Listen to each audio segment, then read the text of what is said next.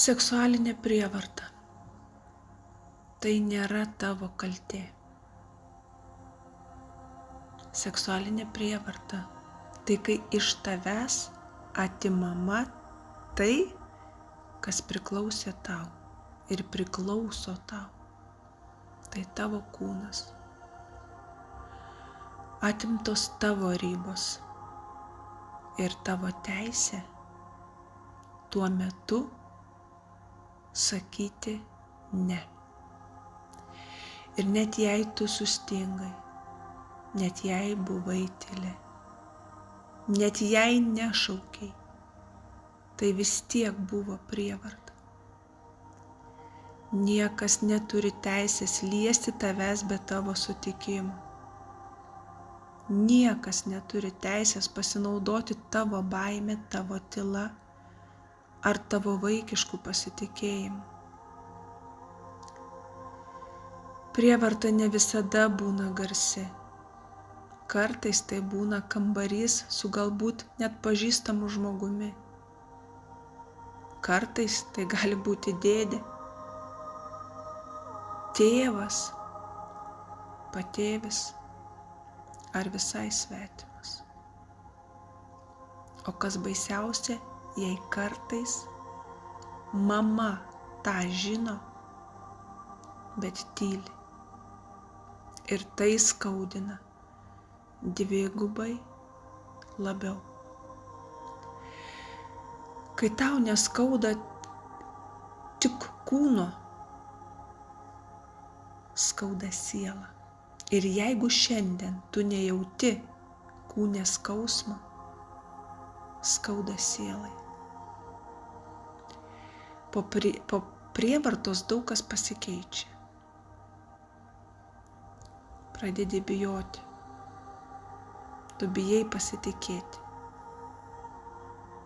Atsiranda, kad pradedi gėdytis, nors to visiškai neturėtų. Ir tu galvoji, kad tai buvo tavo kaltė. Ne, niekuomet. Galbūt tuo metu tu buvai vaikas, gal tuo metu tu buvai dar jaunas, paauglys. Tiesiog silpnas pasipriešinti. O tas, kuris taip darė, taip jis jau buvo galbūt suaugęs ir stipresnis už tave. Ar apsimetęs tiesiog, net nežinau kaip pasakyti.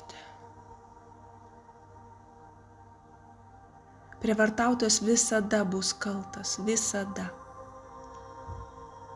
Ir net jei niekas jo šiai dienai dar nenubaudė, gyvenimas visada viską grąžina.